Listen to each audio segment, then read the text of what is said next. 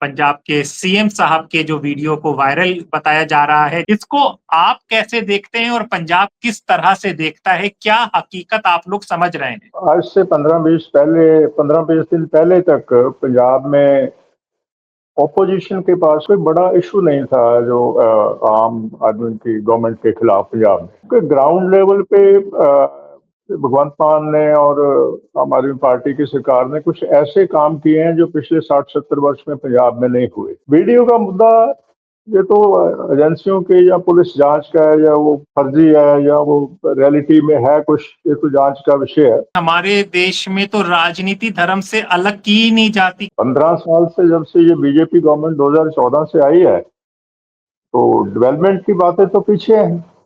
हर काम में धर्म आ रहा है। पार्टीशन के बाद से या आजादी के बाद से पंजाब में हिंदू सिख मुस्लिम का कभी भी कोई सामाजिक लेवल पे बड़ा बंटवारा नहीं रहा है। पंजाब की पॉलिटिक्स धीरे धीरे चेंज हो रही थी, लोग मुद्दों पे आ रहे थे। यही बात मैं कह रहा हूँ कि पंजाब को दिखाया कुछ और जा रहा है कि शायद ये अकाल तख्त वाले मुद्दा से पता नहीं जनता क्या बढ़ गई है, जनता में रोष है। ऐसा 99% जनता में कुछ भी नहीं है। मेरे ख्याल में जो ऊपर ऊपर ये जो मुद्दे बनाए जा रहे हैं, ये इतने काम नहीं करेंगे पंजाब में। 2027 में भी पंजाब कोई अच्छा ही रिजल्ट देगा और अनएक्सपेक्टेड होगा। नमस्कार दोस्तों, मेरा नाम हैदर अब्बास नकवी है और आप लोग मुझको इस वक्त दा स्वतंत्र पर चल रहे हैं। दिल्ली और देश में जो खबरें आ रही हैं पंजाब से, उसका ताल्लुक पंजाब के लोगों का कैसा है, उसको पंजाब के लोग किस तरह से देख रहे हैं? यानी कि जो वीडियो की बात हो रही है, भगवंत मान पंजाब के सीएम साहब के जो वीडियो को वायरल बताया जा रहा है, जिसपे कई तरह के बातें हो रही हैं। कई कह रहे हैं कि ये फर्जी है, फिर हुआ फर्जी नहीं है, एआई का है, फिर हुआ कि उसके अंदर मौजूद वो आदमी है, वो भगवंत मान नहीं है। फिर बाद में पता चला कि हरियाणा फरीदाबाद से वीडियो में कुछ अल्टरेट हुआ है। तो किस तरह से ये सारे मुद्दे एक नेशनल मीडिया में एक दूसरे देश के कोनों में पहुंच रहे हैं, लेकिन इस वीडियो का पंजाब के लोग किस तरह से देखते हैं? क्या ये मुद्दा है और इसके पीछे की क्या राजनीति है? इसको समझने के लिए आप देख सकते हैं कि हमारे साथ पंजाब से प्रोफेसर देवेंद्र सिंह धालीवाल जी जुड़े हुए हैं, जो सामाजिक कार्यकर्ता हैं, पंजाब की राजनीतिक सामाजिक इशू पर बहुत गहरी नजर और पकड़ रखते हैं। आज हम इन्हीं से समझेंगे कि इस मुद्दे को पंजाब में किस तरह से देखा जा रहा है। साहब, बहुत बहुत शुक्रिया दा स्वतंत्र के साथ जुड़ने के लिए। हमारे पास जो खबरें थैंक आ यू रही सर। हैं वो अलग अलग चैनलों से आ रही हैं। बताया जा रहा है कि बहुत ज्यादा आक्रोश पंजाब के अंदर है जो भगवंत मान जी का वीडियो रिलीज हुआ है। इसको आप कैसे देखते हैं और पंजाब किस तरह से देखता है? क्या हकीकत आप लोग समझ रहे हैं? सर, जो आज से 15-20 दिन पहले तक पंजाब में ऑपोजिशन के पास, खासतौर पे अगर मैं बात करूं श्रोमणी अकाली दल बादल की और कांग्रेस की, उनके पास कोई बड़ा इशू नहीं था जो आम आदमी की गवर्नमेंट के खिलाफ पंजाब में। ग्राउंड लेवल पे भगवंत मान ने और आम आदमी पार्टी की सरकार ने कुछ ऐसे काम किए हैं जो पिछले 60-70 वर्ष में पंजाब में नहीं हुए। खासतौर से इन्होंने टारगेट किया था किसानी को, क्योंकि किसानी आंदोलन के फौरन बाद ये गवर्नमेंट पंजाब में आई थी, तो इन्होंने पंजाबी किसान को जो उनकी प्रॉब्लम थी उनको टारगेट किया। खासतौर पर यहाँ जो बिजली की समस्या थी गाँव में, जो खेतों में बिजली की समस्या थी, उनको हल किया। और बहुत से सोशल मुद्दे ऐसे थे जो धीरे धीरे लोगों में के जो ब्रेन में, जो माइंड में, वो तक कर रहे थे कि ये इस गवर्नमेंट ने पहली बार ये मुद्दे हल किए। तो काफी कोशिश की थी, भगवंत मान कोशिश कर रहे थे लगातार। हालांकि मैं किसी पार्टी की ना फेवर कर रहा हूँ ना उसको किसी क्रिटिसाइज कर रहा हूँ, मैं तो जो सोशल सिनेरियो पंजाब का है उसको डिस्कस हम कर रहे हैं। तो पंजाब में भगवंत मान मुद्दों की राजनीति पे, पॉलिटिक्स को लेकर आ रहे थे। अचानक जो ये 15-20 दिन पहले या एक महीना पहले आप कहें, जो एक जो वीडियो का मुद्दा आया, वीडियो का मुद्दा ये तो एजेंसियों के या पुलिस जांच का है, या वो फर्जी है या वो रियलिटी में है कुछ, ये तो जांच का विषय है। अगर मैं आम लोगों की बात करूं तो श्रोमणी अकाली दल बादल, सर सुखबीर सिंह बादल, जब से 2015 में बेअदबियां पंजाब में हुई है और उनकी गवर्नमेंट पंजाब से उनके उसके बाद पाँव ही नहीं लगे, एक बार रूलिंग पार्टी उनकी बाहर हुई है पंजाब से, तो वो लगातार जो पिछले 60-70 वर्ष में पंजाब में एक प्रॉब्लम हमारे सिख धर्म में चल रही है, मैंने आगे भी कई बार बात की है कि सिख धर्म में जो पॉलिटिक्स का इंटरफेरेंस हुआ है वो पॉलिटिक्स के लिए भी नुकसानदेह साबित हो रहा है पंजाब के लिए, और वो सिख धर्म के लिए भी है। और ये बिल्कुल मैं कहूंगा कि हो सकता है जो वीडियो मैं पहले बात कर रहा हूँ असली है, नकली है, मगर वो धर्म को यूज कर रहे हैं। अकालियों ने वो धर्म को यूज किया। जो जथेदार साहब है, हालांकि अकाल तख्त हमारे लिए बहुत पूजनीय है, सिरमौर है, पर अकाल तख्त का जथेदार ही सर्व प्रमाणित नहीं है। आपको पता होगा जब उनकी ताजपोशी हुई थी तो उसको टोटली अकाली दल और एसजीपीसी अपॉइंट करते हैं। पिछले बहुत सालों से चल रहा था भी हम किसी भी गवर्नमेंट पोस्ट के लिए भी कुछ क्राइटेरिया है, इवन के पीएन के लिए भी कुछ क्वालिफिकेशंस है, और जथेदार जिसको हमारा सिख धर्म का हम सिरमौर मानते हैं उनके लिए कोई क्राइटेरिया नहीं है। जथेदार को यूज करके ये मुद्दा क्रिएट किया। पहले 15-20 दिन लोगों में इस मुद्दे ने बिल्कुल कोई हलचल पैदा नहीं की किसी भी तरह की, क्योंकि लोग जान चुके हैं रवायती पार्टियों का, सभी को देख चुके हैं, और लोग जो पंजाब के हैं वो अब अपनी डेवलपमेंट, अपना जो काम चाहते हैं। मगर जो पिछले 1-2 दिन से जब से जो हरियाणा में जो एक एफआईआर दर्ज हुई है, आई डोंट नो वो पॉलिटिकली है या कैसे है, उसके बाद जो सभी ओपोजिशन पार्टियां, जैसे बीजेपी ने सबसे पहले उस पर रिएक्ट किया। बीजेपी ने बोला है कि जो सेंटर के मंत्री हैं वो अब मुख्यमंत्री भगवंत मान का बाइकआउट करेंगे, सोशल बाइकआउट करेंगे। उसके बाद कांग्रेस ने भी बोला उनके सभी बाइकआउट करेंगे। जो एक मुद्दा जो बना है ग्राउंड लेवल पे वो इतना स्टक नहीं कर रहा। आपने देखा होगा पिछले 8-10 दिन से भगवंत मान गांव गांव में जाकर एक लोक मिलनी पब्लिक प्रोग्राम कर रहे हैं, और उसमें बहुत बड़े लोग शिरकत कर रहे हैं। इसलिए आम लोगों में उसका ऐसा नहीं है। मीडिया में या पॉलिटिकल पार्टी ने वो एक अराउज किया है, शायद ये बहुत बड़ा मुद्दा है। और अब जब वो मुद्दा इतना चला नहीं है, तो मैं आज देख रहा हूँ, मैंने सुबह के अखबार देखे, आपने भी देखे होंगे शायद पंजाब के अखबार, श्रोमणी कमेटी के जो गुरुद्वारा हैं उनके अंडर है जो, वो उनमें होर्डिंग लगवा रहे हैं, फ्लैक्स और होर्डिंग लगवा रहे हैं, और प्रचारकों को बोल रहे हैं कि भगवंत मान जी का बाइकआउट करो। इट मीन ये जो मुद्दा है अगर स्टक करना होता तो श्रोमणी कमेटी को और दूसरी पार्टीज को इतनी मेहनत ना करनी पड़ती।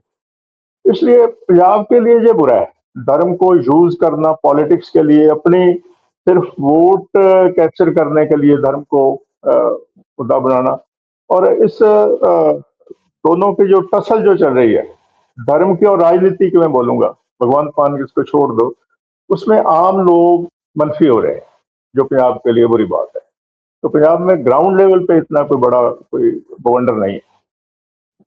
और सर लोग ये भी समझना चाहेंगे कि हमारे देश में तो राजनीति धर्म से अलग की ही नहीं जाती, क्योंकि टिकट इसके बंटवारे से लेकर वोट तक सब कुछ धर्म के आधार पर और जाति के आधार पर ही होता है। तो ऐसे में अगर अकाल तक एक आवाज को उठा रहा है तो वो किस तरह से पहुंच रही है लोगों तक, आज नहीं तो धीरे धीरे तो शायद पहुंचेगी, असर करेगी। सर हिंदुस्तान की यही तो ट्रेजेडी है। पिछले 15 साल से जब से ये बीजेपी गवर्नमेंट 2014 से आई है, तो डेवलपमेंट की बातें तो पीछे हैं। हर काम में धर्म, हर काम में धर्म आ रहा है। हम कहाँ हैं, हमारा देश आज खड़ा कहाँ है?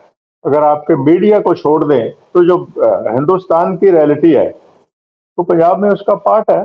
पंजाब में भी यही कुछ लाने की कोशिश की जा रही है। पंजाब पहले ठीक है, पंजाब में धर्म के मुद्दे रहे हैं, सिख धर्म के रहे हैं, सभी के रहे हैं, मगर पंजाब ने कभी ऐसा रिएक्ट नहीं किया। इसीलिए अब जो पंजाब ही मेरे ख्याल में रह गया स्टेट जिसको डोमिनेट फिर करने की कोशिश की जा रही है वाया धर्म, धर्म के थ्रू, तो अच्छी बात नहीं है। तो सर वही, अगर आप पार्टी के संयोजक का भी हमें जो खबर आई है कि पंजाब का दौरा है और वहां पर जो हिंदू लोग हैं जो वहाँ की माइनॉरिटी में हैं, उनके कार्यक्रम में ज़्यादा उनकी शिरकत है, तो इसको किस तरह से आप देख रहे हैं? सर पंजाब का पिछली आप लंबा ना कर जा जाए हम, बंटवारे के बाद से, पार्टीशन के बाद से या आज़ादी के बाद से पंजाब में हिंदू सिख मुस्लिम का कभी भी कोई सामाजिक लेवल पे बड़ा बंटवारा नहीं रहा है, ना अब है। इसको एक शो किया जा रहा है। बीजेपी ने, जो आरएसएस ने पिछले सालों से बहुत कोशिश की है हिंदू को पोलराइजेशन करने की, मगर उस लेवल पे नहीं हुआ। आप पंजाब के जो बुरा दौर था, जिसको आप ऑपरेशन ब्लू स्टार का, उसके बाद जो खाड़कू वार पंजाब में रहा है, उस टाइम कभी आपने दिल्ली में सुना है कि पंजाब में कभी दंगे हुए हैं हिंदू मुस्लिम में? कभी नहीं हुए। उससे बुरा दौर तो पंजाब ने कभी देखा ही नहीं। अब आप देखें, पिछले 4-5 साल से पंजाब की पॉलिटिक्स, मैं नहीं बोल रहा कि 100% चेंज हुई, पंजाब की पॉलिटिक्स धीरे धीरे चेंज हो रही थी। लोग मुद्दों पे आ रहे थे, काम पे आ रहे थे, लोगों को, अपने जो नेताओं को, एमएलए को क्वेश्चन कर रहे थे अपने काम के बारे में।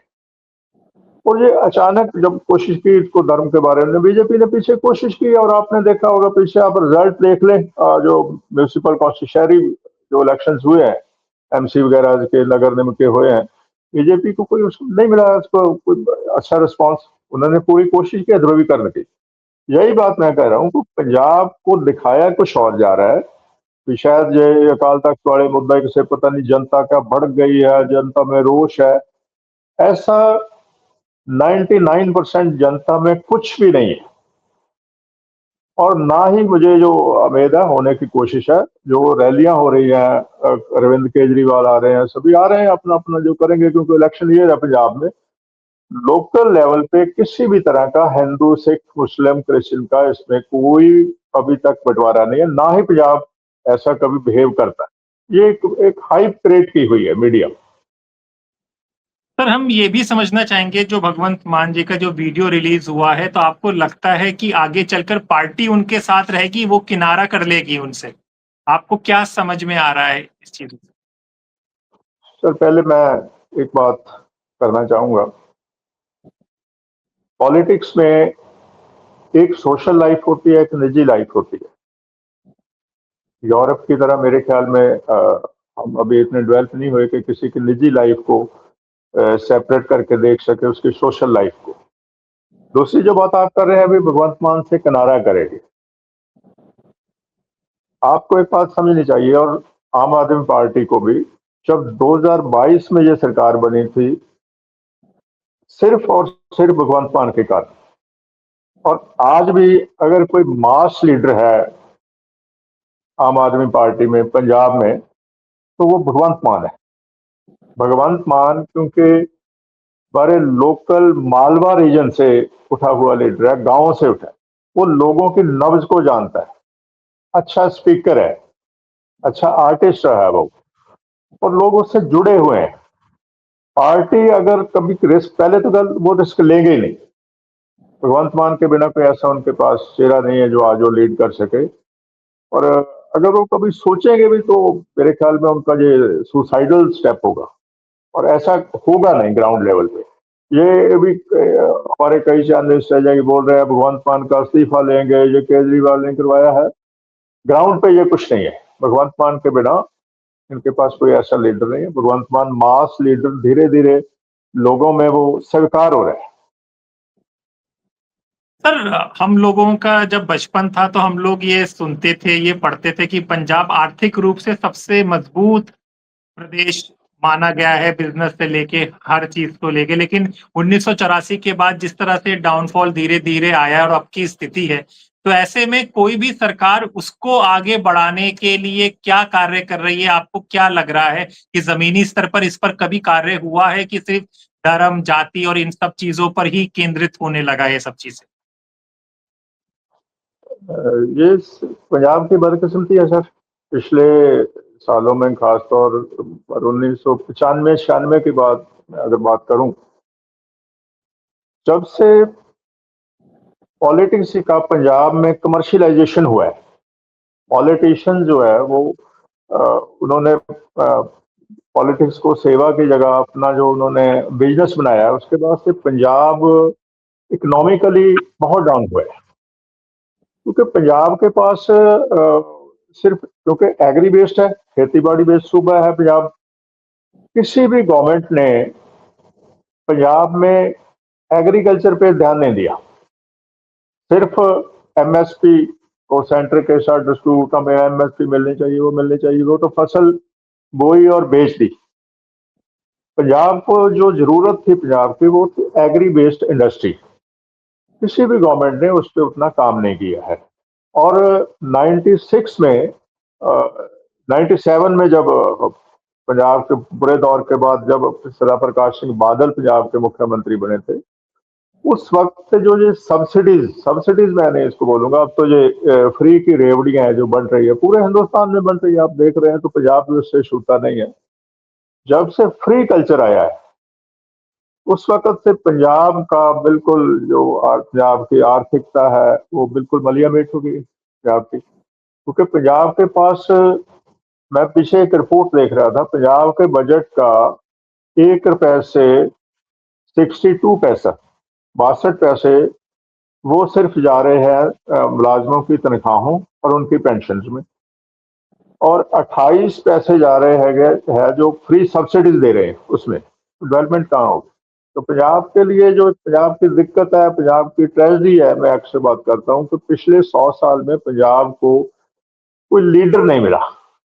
लीडर मीन मुख्यमंत्री तो मिलते रहते हैं, कोई ऐसा लीडर जो पंजाब के लिए डट के काम कर सके, इसके मुद्दों को एड्रेस कर सके, उसके लिए ग्राउंड लेवल पे स्ट्रगल कर सके। तो जो भी गवर्नमेंट आई है, जैसे कोई माइनिंग पे थे, वो माइनिंग को भी बिजनेस बनाया, ट्रांसपोर्ट को बिजनेस बना लिया। पंजाब का जो एक्चुअल जो एक स्टेटस था, जो आप सही बोल रहे हैं 83 के पहले, वो अब नहीं रहा है, अनफॉर्चुनेट है।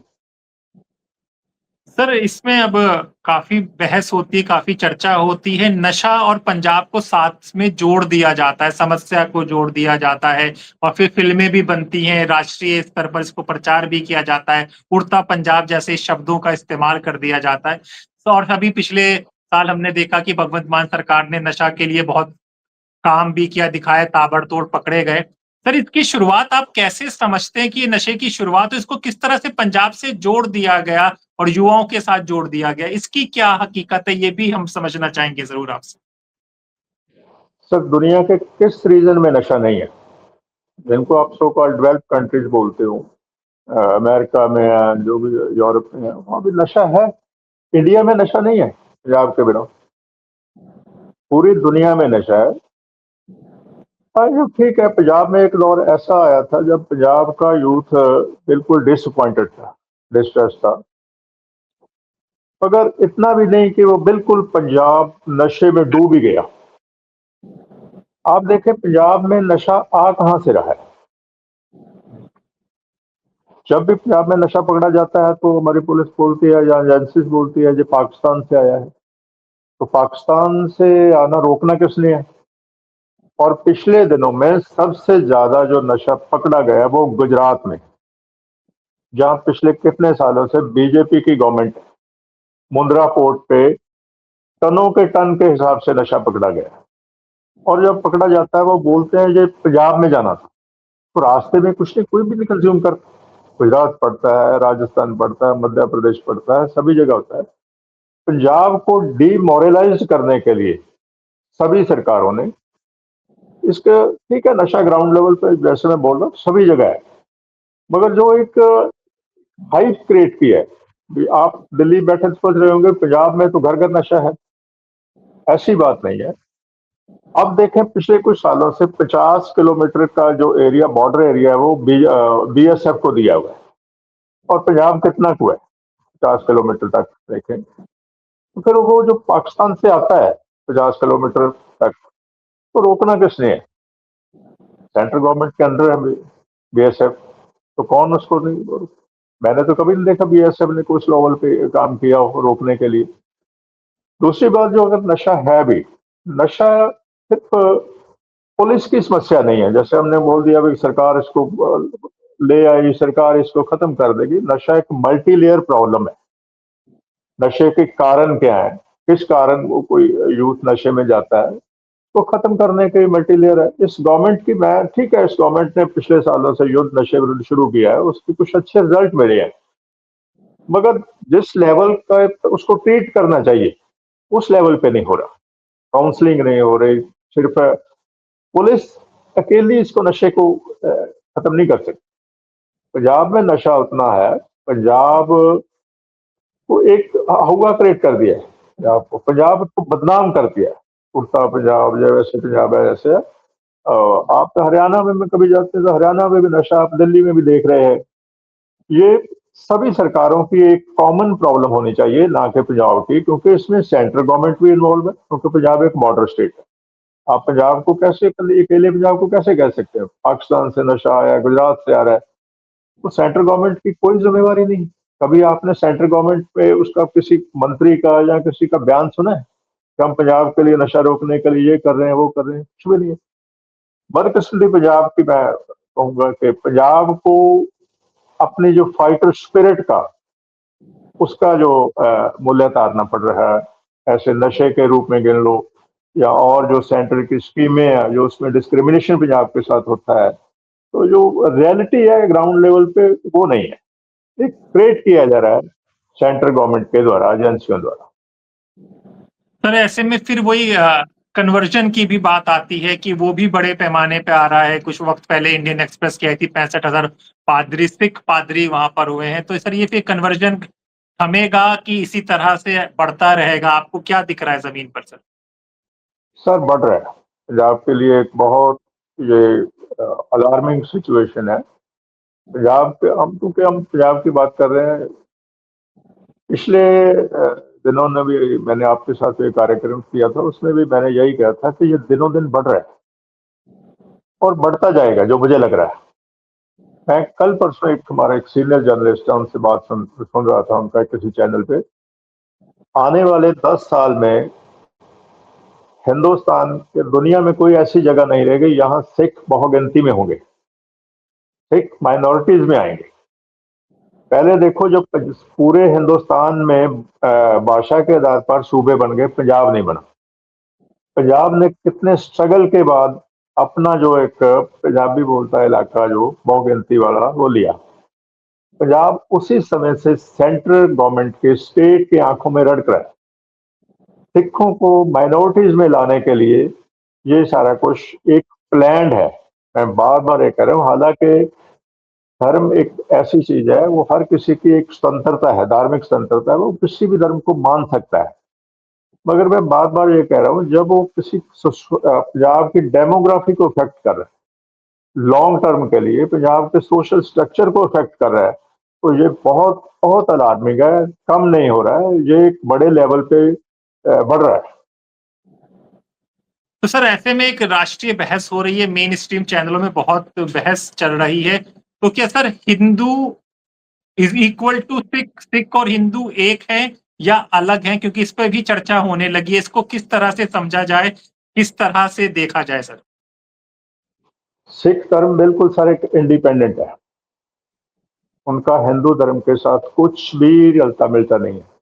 हमारी परंपराएं सिखों की अलग है, उनका कल्चर अलग है। आप थोड़ा हिस्ट्री में जाएं तो 1870 के आसपास ये पंजाब में या पूरा हिंदुस्तान में ये बात चली थी कि जो सिख है वो हिंदुओं का एक पार्ट है, हिंदुओं की शाखा है, जो हिंदुओं की रक्षा के लिए ये सिख धर्म बनाया गया था। उस वक्त आर्य स्वाजियों ने ये क्रिएट किया था एक सिचुएशन, और उस वक्त ही से हमने जवाब दिया था। हमारे एक राइटर हैं भाईकान सिंह नाभा, उनकी एक छोटी बुकलेट है, आप कभी मैं आपको प्रोवाइड भी कराऊंगा, हम हिंदू नहीं है। और कुछ भी रलता मिलता नहीं है। आप, मैं हैरानीजनक बात कहूं, पूरे हिंदुस्तान में मुस्लिम समुदाय के खिलाफ आरएसएस की एक मैं समझाऊं मुहिम चल रही है, तो पंजाब में सिखों के खिलाफ क्यों नहीं चल रही? तो सिख भी एक माइनॉरिटीज है। कारण क्या है? वो सिद्धांत के तौर पर बेसिकली आरएसएस ये मानती है कि ये हमारा पार्ट है, हिंदुओं का पार्ट है। ये एक बड़ी शैतानी जो उनकी जो सिचुएशन है, इंस्पायरेशन मैं कहूंगा, जो एक कॉन्स्पिरेंसी है सिखों के खिलाफ। ये और बिल्कुल हमारा कुछ भी नहीं है। हमारे जो गुरु थे, उन्होंने हिंदू धर्म के लिए कोई कुर्बानी नहीं दी, जैसे ये कहा जाता है। पूरा सिख धर्म एक ह्यूमैनिटेरियन ग्राउंड पे मानवतावादी है। किसी उन्होंने हमारे गुरु गोविंद सिंह ने कितनी लड़ाई लड़ी, जंग लड़े, उन्होंने कोई इलाका नहीं अपना खड़ा जहाँ उन्होंने पंजाब का कब्जा किया या हिमाचल पे किया या किसी पे नहीं किया। वो एक पूरी दुनिया को उपलावे में लेता है सिख धर्म। तो it's not a part of any religion. Hindu धर्म से ये निकला जरूर है, मगर ये हिंदू नहीं है। ये सिख धर्म अपने आप में, सिख एक कौम है, सिख एक धर्म है पूरी दुनिया में, और एक नोटेबल धर्म है और रहेगा। तो बस चलते चलते आखिरी कमेंट, अभी 2027 ज्यादा दूर नहीं रहा है, आपको पंजाब के इंटरनल क्या हलचल दिख रही है, क्या लोगों का सोचना हो रहा है, क्योंकि आप लोगों से मिलते हैं, बात करते हैं, किन मुद्दों पर पंजाब जुड़ेगा एक साथ? तो पंजाब में इस वक्त दो तरह की सिचुएशन चल रही है। एक तो ऊपर जो पॉलिटिकल लोग हैं और वो जो मीडिया में चल रहा है वो कुछ और है, नीचे ग्राउंड लेवल पे वो कुछ और है। पंजाब के लोग अब मुद्दों की राजनीति चाहते हैं। पंजाब में बहुत डेवलपमेंट की जरूरत है। जो प्रवास हुआ है पिछले दिनों पंजाब में, उसके कारण पंजाब में कई तरह की प्रॉब्लम्स आ रही है। जिस कारण हमारा प्रवास हुआ है, अब वो पंजाबी महसूस कर रहे हैं कि जो पॉलिटिकल वैक्यूम के कारण जो हमारा प्रवास हुआ है, उसकी हमारे प्रॉब्लम पंजाब में आ रही है। लोग अपने मुद्दों पे आ रहे हैं।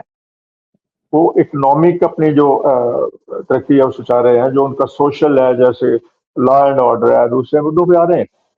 मेरे ख्याल में जो ऊपर ऊपर ये जो मुद्दे बनाए जा रहे हैं, ये इतने काम नहीं करेंगे पंजाब में। पंजाब में 2027 में भी पंजाब कोई अच्छा ही रिजल्ट देगा, और अनएक्सपेक्टेड होगा। जो चलिए सर, मीडिया जब देख रहा है, पॉलिटिकल देख रहे हैं, अनएक्सपेक्टेड होगा। चलिए सर, हम आपसे बराबर बात करते रहेंगे और पंजाब आएंगे तो आपसे मुलाकात भी करेंगे। आप हमारे अच्छा, साथ जुड़े बहुत और आप बरकत है, बहुत बहुत अच्छे तरीके से सारे मुद्दों को समझाया है, बिना कोई राजनीति के, किसी पॉलिटिकल पार्टी का नहीं, जो आम आदमी को समझना जरूरी है, उस तरह से आपने समझाया। था स्वतंत्र के साथ जुड़ने के लिए बहुत बहुत शुक्रिया। अपने दोस्त हैदराबाद नकवी को इजाजत दीजिए, फिर होगी मुलाकात ऐसी चर्चा के साथ जिस चर्चा का सीधे सीधे आपसे ताल्लुक है। तब तक के लिए ना।